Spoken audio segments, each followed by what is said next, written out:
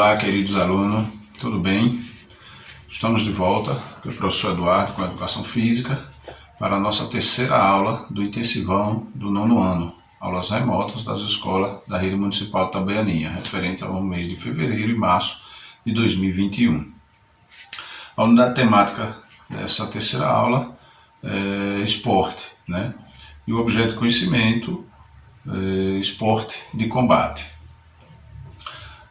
Tanto na luta quanto na briga ocorrem ações agressivas, né? Porém, nas brigas não há regras nem limites para a intensidade da agressividade. Além disso, prevalece a raiva, o desrespeito ao oponente. Já no caso das lutas, apesar da agressividade implícita, o contato físico se dá entre duas ou mais pessoas, né? E enfrentam constante troca de ações ofensivas ou defensivas, as quais são rígidas por regras e têm como objetivo mútuo um alvo móvel personificado do oponente. Ou seja, na briga, né, como vocês já presenciaram ou até mesmo já participaram, né, a briga aí nos corredores de escola, na saída, na chegada, na rua, né? Então a briga ela tem semelhança com a luta, né, na questão da agressividade, né, de contato físico, de tudo aquilo, porém não tem limites, não tem regras, não tem um respeito ao seu oponente, né? De qualquer jeito, pancada de qualquer jeito, o que tiver, lança, né? Já a luta não, como vimos, lutas elas têm regras, né? Tem que seguir algumas regras, tem golpes que não pode ser dado, outros em algum local é punido, o atleta pode ser até desclassificado. Então veja essa diferença aí da briga e lutas, né? Então a diferença basicamente está aí, nas regras, né, que uma tem e outra não. Segundo os parâmetros curriculares nacionais, as lutas são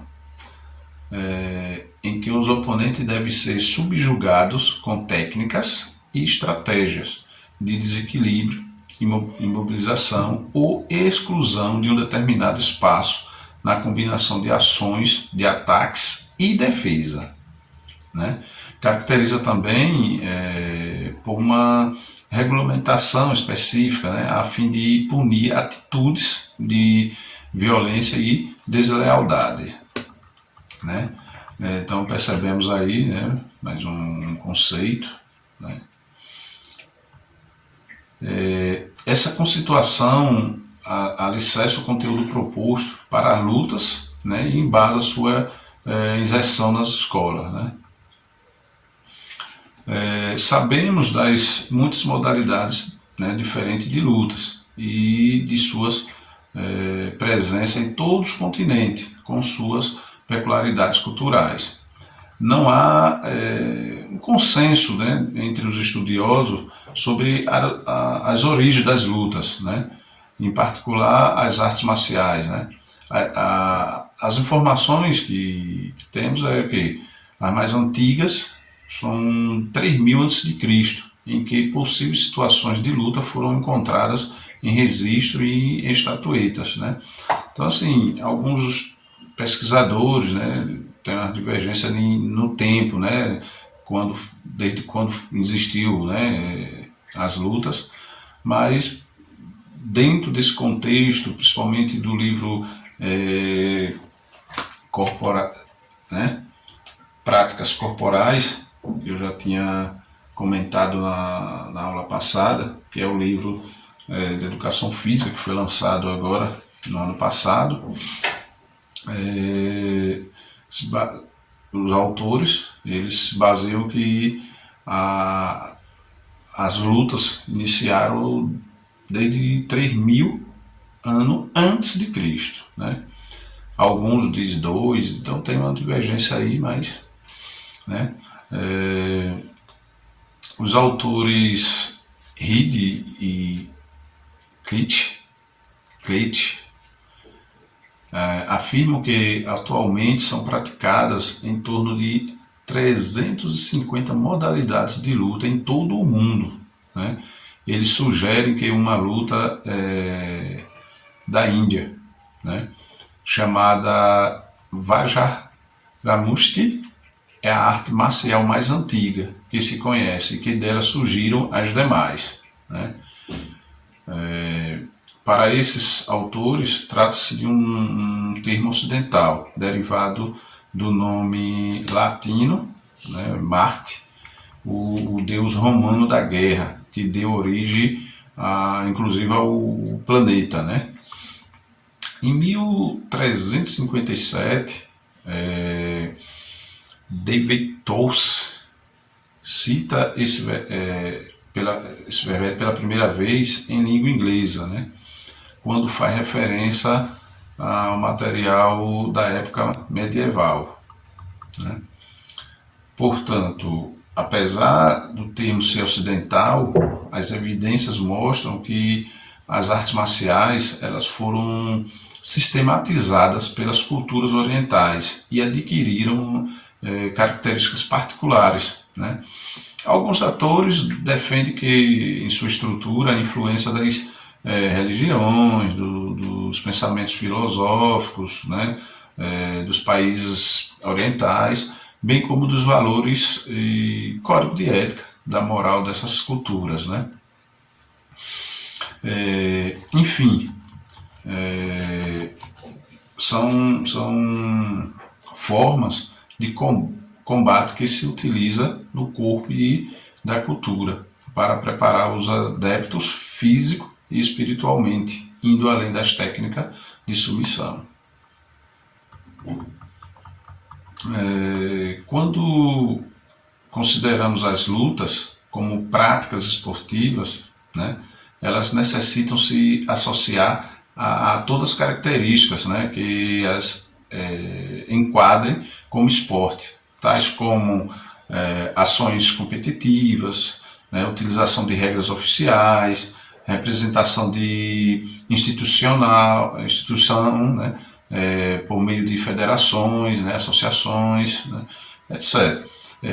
Competições oficiais, tem que participar também, como é o caso das lutas presentes nos Jogos Olímpicos, né? Então todas elas regem através de algumas associações, federações, né? Para aí sim poder participar de competições, né?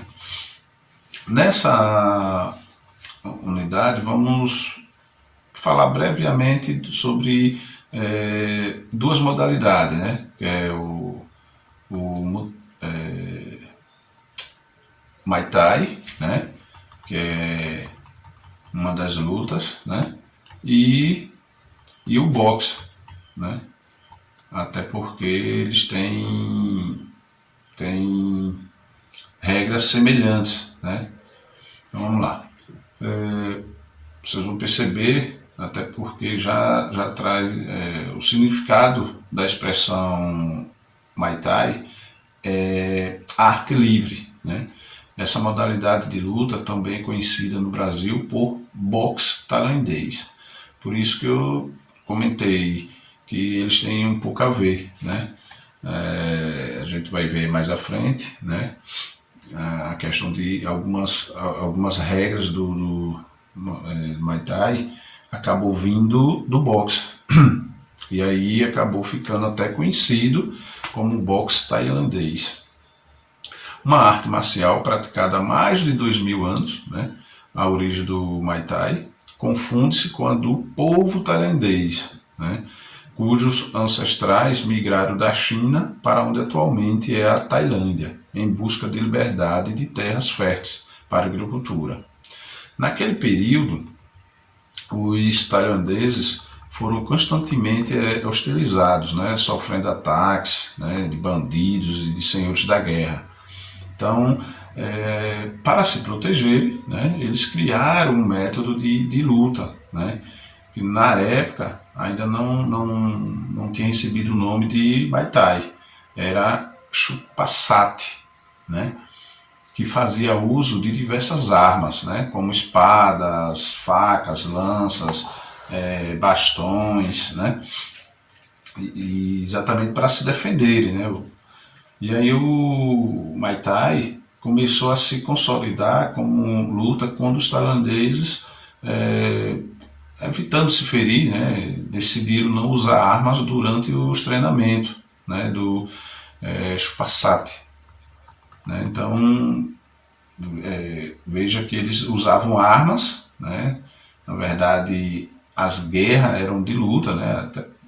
Até porque nessa época não tinha armas de fogo, e aí por isso que eles tinham que ter uma forma de se defender, e a forma era através de luta usando essas armas, né? Como as facas, espada, lança, bastões, né? E aí eles treinavam e se feriam bastante, aí começaram a treinar sem armas, e aí acabou, dentro desse contexto, acabou modificando várias posições, inclusive o próprio nome.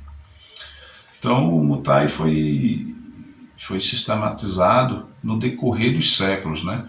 Por volta de 1920, né? Os lutadores eles não usavam luvas, nem qualquer outro tipo de proteção. Eles colocavam nas mãos apenas tira de algodão, né? De plantas, de crina de cavalo, né? Então era praticamente quase mão limpa, né?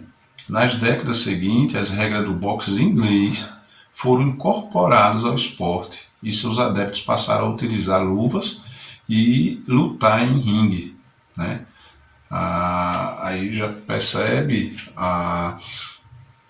o porquê é comparado com o boxe, né, tailandês.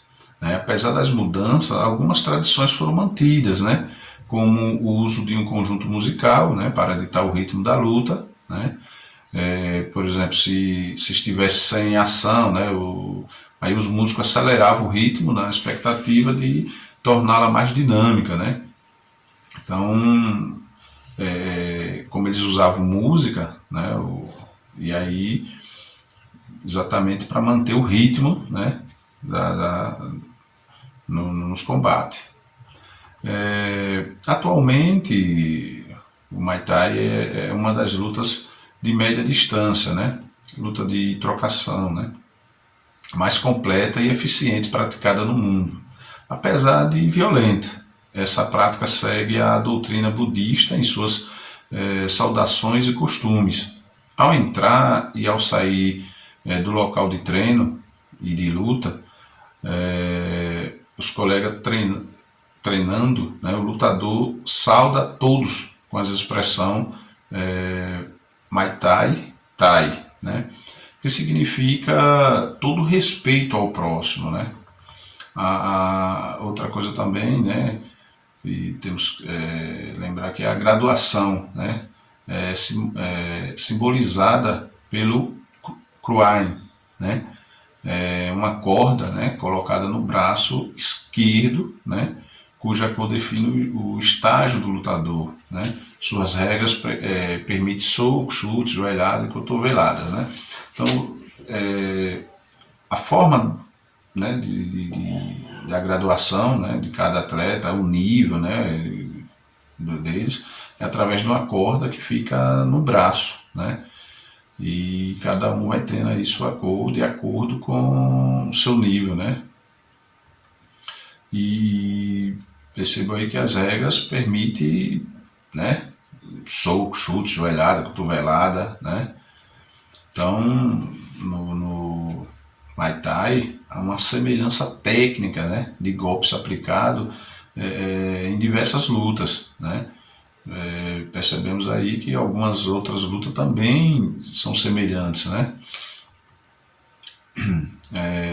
Os principais golpes, né, do Muay Thai tem guarda, né, movimento de esquivas, né, socos, né. E aí vamos perceber o quanto se parece com outras, né, outras modalidades. A guarda, por exemplo, é quando os braços e as pernas estão posicionados de modo que o lutador possa se defender de golpes e também de esferilhos, né? As mãos ficam cerradas, né, em frente ao rosto, né? Normalmente quem acompanha aí, né, o MMA, o boxe, né, e até se parece a maneira de se defender, né? Normalmente uma mão mais à frente do que a outra, né? Vocês podem, né? Exatamente para tanto se defender como afastar o adversário, né? E aplicar também seus golpes, né? Em lutas, a diferença para alguns esportes que nós conhecemos com mais frequência é que tanto a defesa como o ataque, eles são juntos, né? Não faz separar, não, só vou me defender, não, só vou me atacar. Não, na verdade tem que ser os dois juntos. É defendendo e atacando ao mesmo tempo, né? E a guarda é um desses, né? Dessa comprovação exatamente dessa situação, né? Nessa posição, além, né, dos punhos estar um à frente do outro, né, tem que estar alinhado, né, na frente do abdômen, né, não vai ficar de lado, tem que ser na frente para proteger exatamente o rosto, né? E tem também a posição das pernas, né? A perna mais à frente e flexionada, né, do que a outra, uma atrás, né? O outro movimento é de esquiva, que aí junto com a guarda e a esquiva, né? A esquiva, quem acompanhou nos últimos tempos aí o MMA, Anderson Silva, um lutador brasileiro, ele abusava muito da esquiva, né? E, na verdade, ele deixava de usar até a guarda e usava mais a esquiva, né? Então, em uma das muitas possibilidades de esquiva, o lutador se abaixa, né, dobrando o joelho e coloca as mãos na frente do rosto. Então, normalmente ele mantém a guarda, né, a guarda, e fica se esquivando, se livrando dos golpes, né? Como eu citei, né, tem algum lutador, como o próprio Anderson Silva, ele acaba se esquivando sem as guardas, né? E até por muito tempo deu certo, né? O soco, né, são, como já foi dito, a comparação que tem com o boxe, então não deixa de ser diferente. Então os socos do Muay Thai eles são basicamente os mesmos do boxe, né? Como por exemplo o jab, o up, né, o direto. Então percebemos que os socos não tem muita diferença para o boxe, né? Vamos mais na frente perceber que são semelhantes, inclusive basicamente sua definição. Então o jab é um golpe rápido e frontal realizado com um punho que fica na frente da guarda. Então lembrando lá da guarda, né? Então o jab é esse primeiro, né, que está aqui à frente protegendo o queixo. Então isso aqui é o jab, né? É um soco frontal, né? Costuma ser usado para afastar o adversário e medir a distância para a aplicação de outro tipo de golpe, né? Então na verdade, né, ele sempre fica, né, acerta os golpes também, mas como ele sai daqui não tem muita potência, né?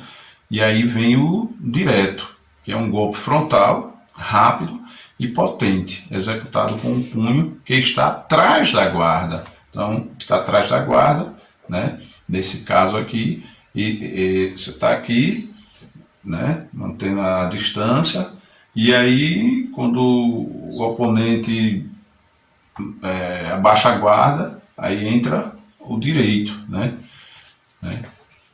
O cruzado, que é um golpe lateral de curta distância e potente, executando com um rápido movimento de braço da direita para a esquerda ou vice-versa, né? Que aí ele pega, né? Ele já pega, você vê que o jab ele vem sempre frontal, ele está protegendo aqui, né? Aí o cruzado, se for com a mesma mão aqui, ele abre um pouquinho aí, como ele, para pegar na lateral, né? E o WAP é um golpe desferido de baixo para cima em direção ao queixo do oponente. Esse, alguns lutadores têm, né, que é o ponto forte, que esse é o que leva realmente a lockout aos seus oponentes, né? Ele vem de baixo para cima e pega exatamente no queixo. E aí, quando pega de cheio, dificilmente o oponente fica em pé, né? E aí tem também, aí acrescentando que no Muay Thai, né, diferença para o boxe que a gente vai ver logo mais, o chute, né? E aí os chutes são movimentos que podem ser frontais, circulares, né? Tem como, por exemplo, chute frontais baixo, né, médio e alto, né?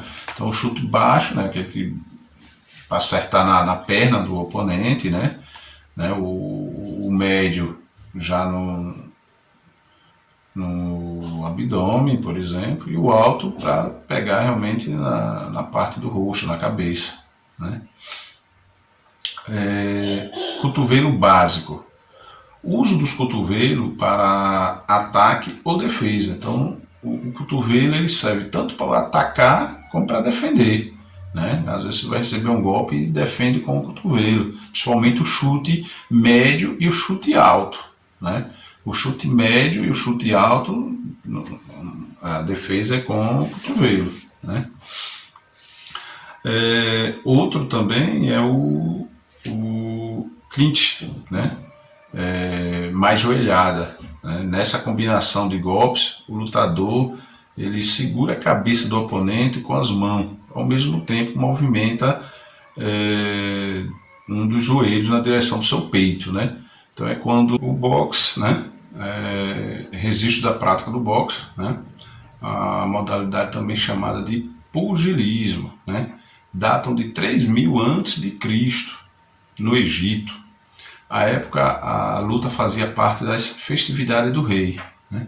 Essa modalidade esportiva integrou os Jogos da Antiguidade, né, e dos Jogos Olímpicos da Era Moderna. Foi inserida no ano de 1904, né, nos Estados Unidos.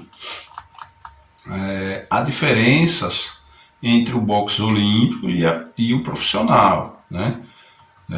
No boxe olímpico, é computado cada golpe encaixado, mesmo sem ser contundente. E ao fim da luta, vence quem obtiver mais pontos, né, dos golpes que foi encaixado. Já no boxe profissional, os juízes avaliam qual dos lutadores se apresenta como mais contundente, mostrando o domínio do centro do ringue, né, golpes expressivos, etc. Ou seja, nem sempre o boxeador que realiza mais golpe é o vencedor no combate. Nesse caso, se referindo ao boxe profissional, né? Então veja, lá no Olímpicos, quem der 20 socos, por exemplo, o outro só deu 10, evidentemente, quem deu 20 é campeão. Já no profissional, não. O boxeador pode ter dado 20 socos, e o de cá pode ter dado só 5. Mas se um deles acertou e derrubou, ou né, teve mais, né, presença de domínio ali, acaba sendo campeão. Ganha mais pontos e acaba levando, né, a vitória. Então tem essa diferença aí dos dois. Os principais movimentos feitos no ringue são o pendulo e a esquiva, né? Percebemos que também tem lá no Muay Thai, né? Os golpes recebem nomes como os mostrados a seguir, por exemplo, o jab, o direto, o cruzado, o AP, né? Então percebemos que tem a ver com alguns lá do Muay Thai, né? Além desse, tem o gancho, né?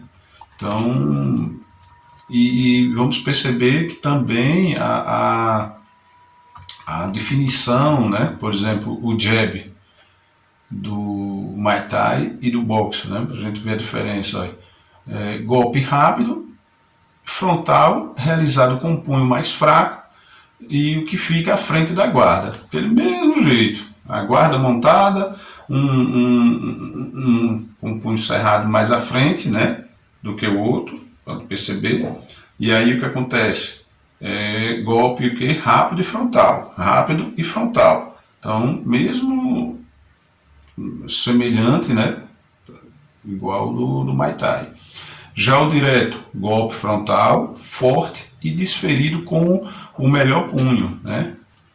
Aí tem essa mudança aí, quando ele diz com o melhor punho, né? Com o que a pessoa bate mais forte, né? Normalmente, mesmo o lutador profissional, ele tem uma mão mais forte do que outra, né?